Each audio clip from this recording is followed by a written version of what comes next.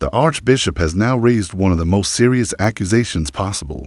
He has said that whoever follows the priests of the Society of St. Pius X may actually be committing sin. This is not a light statement. It touches the heart of Catholic life because it concerns the sacraments, the way believers practice their faith, and the meaning of obedience to the Church. The attack is not only against a group of priests, but also against the faithful who choose to attend their masses, confess their sins to them, or receive other sacraments from their hands. This new confrontation shows, once again, how divided the Church has become when it comes to tradition, and the people who want to hold on to it.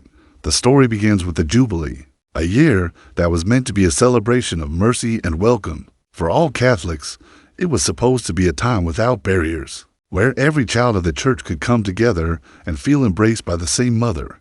But what happened to the faithful attached to tradition revealed a very different picture. Their pilgrimage, which had already been included in the official program, was suddenly removed from the Vatican website in the middle of summer. There was no explanation given.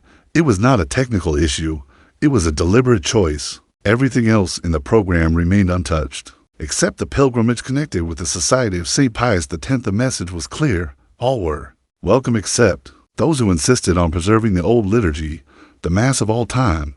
For many believers, this was like a wound, the year of mercy, instead of showing the true face of compassion and openness, revealed something much harsher.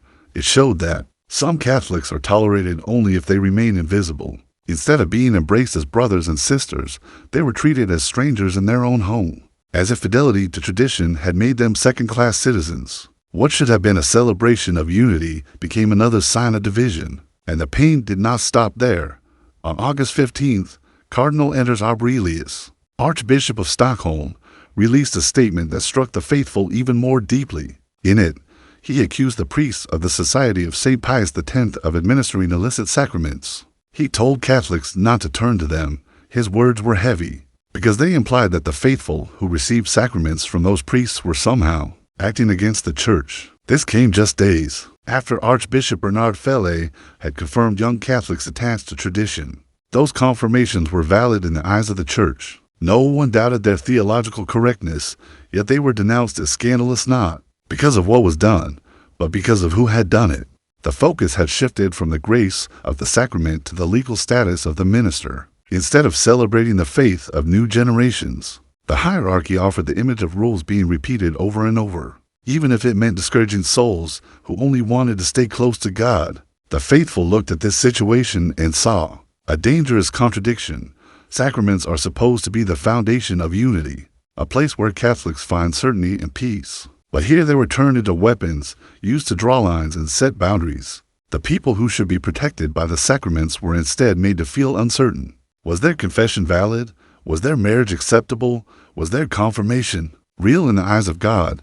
These are questions no Catholic should ever be forced to carry. Yet this is exactly the kind of doubt that has been planted in the minds of thousands of believers. But the Society of St. Pius X did not remain silent. On August 22nd, the priests Father Carl Stalin and Father Haken Lindstrom released an open letter. Their response was not angry or insulting. It was calm, firm, and based on facts. They reminded everyone of something many seem to have forgotten. Back in September 2015, Pope Francis himself granted the priests of the Society the faculty to hear confessions validly. Illicitly, in November 2016, he made this permission permanent. Later, in 2017, he allowed marriages to be celebrated by priests of the Society, provided that the diocesan bishop approved. These permissions were not small favors. They were papal decisions, and none of them has ever been revoked. To accuse the Society today of being incapable of administering valid or licit sacraments is, in effect, to contradict the Pope himself. The two priests also reminded the world of bishops like Athanasius Schneider, who had openly defended the Society. Bishop Schneider had said it was wrong and legalistic to treat them as schismatics. His words carried weight because he was not a member of the Society. He was a bishop recognized fully by Rome. His support showed that the accusations being thrown around were not universal. They were part of a larger struggle inside the Church, where some voices sought dialogue and understanding, while others preferred exclusion and condemnation. The contradiction became even sharper when events in Poland came to light. On September 3rd, The Catholic news agency Kai reported that Archbishop Joseph Company of Rockwall would have a letter read in all the parishes of his archdiocese. The reason was the growing presence of the society, which was building a new church. In his letter, Archbishop Company admitted that the masses celebrated by the priests of the society were valid, but he also said they were improper because they happened without the bishop's permission and outside the normal rules of the church. Then he went further. He said that if members of the society showed open opposition to papal authority, they committed sin. He even told the faithful that such a sin required confession in order to be forgiven. He tried to reassure people that his intention was not to attack those who love tradition, but by telling them to avoid the society's masses and go instead to another approved church. The meaning was unmistakable. Here, once again, we see a direct clash. On the one hand, the Pope had recognized the faculties of the society in matters as important as confession and marriage. On the other hand, bishops and archbishops were telling people to stay away, warning that attending these sacraments could be sinful. The faithful are left in the middle, confused, uncertain, and torn. How can the Pope say one thing and bishops say another? How can something valid and licit in Rome be described as improper or sinful in Stockholm or Rockwall? The faithful cannot be blamed for feeling lost. They simply want to live their faith, raise their children, and die reconciled to God. Yet, instead of receiving clear guidance, they are caught in a storm of contradictions. This is not just an academic debate. It is an ecclesial drama. The Church is speaking with two voices, and those who suffer are ordinary Catholics, not theologians and universities, parents who want to baptize their children, teenagers who want to be confirmed, couples who want to marry, and the elderly who want to confess before death. They are the ones paying the price of this confusion. The sacraments, which should be pure channels of grace, are being turned into a battlefield. What should be simple and sacred is now clouded by legal disputes and accusations of sin. The heart of the issue is simple.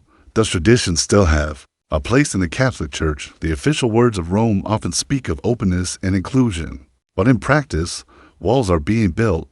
A pilgrimage is canceled without reason. Confirmations are denounced because of who gives them. Masses are said to be valid but still improper. Sacraments are declared sinful in one country and approved in another. This is not unity. It is a labyrinth, and the faithful are the ones walking in circles inside it. When we look at history, we see that the Church has always endured crises, but the sacraments were meant to remain a safe ground, no matter the struggles of bishops and popes. The faithful could always count on the sacraments as sources of peace. Today, even that ground is shaken. A confession that Pope Francis says is valid and licit is described by an archbishop as sinful if received from the wrong hands. A marriage blessed by the Pope's own concessions is rejected as improper by others. The faithful cannot be expected to carry such contradictions without feeling abandoned. And so, the question becomes urgent. Who is truly being served by these attacks? Is the Church protecting souls, or is it more concerned with control and legal structures? The Society of St. Pius X has been accused for decades of being outside the normal order of the Church, yet it continues to attract thousands of faithful who simply want the liturgy and sacraments as they always were, instead of asking why. So many people are drawn to this. The hierarchy often responds with bans and condemnations. The result is more division, more bitterness, and more confusion. At its heart, this is not a battle about politics or even canon law. It is about souls. The faithful need certainty, not suspicion. They need shepherds who encourage them, not officials who declare their choices sinful. The faithful attached to tradition are not asking for privilege. They are asking for space to live their faith in continuity with the Church of their ancestors. To deny them that space is to tell them they are only welcome if they stop being who they are. That is not mercy.